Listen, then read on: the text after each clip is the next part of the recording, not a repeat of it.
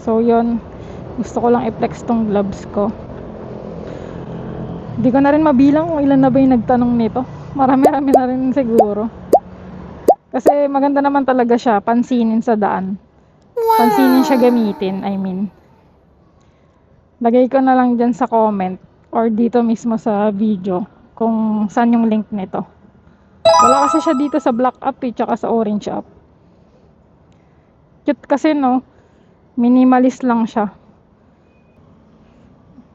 Nagustuhan ko to kasi malambot. Tsaka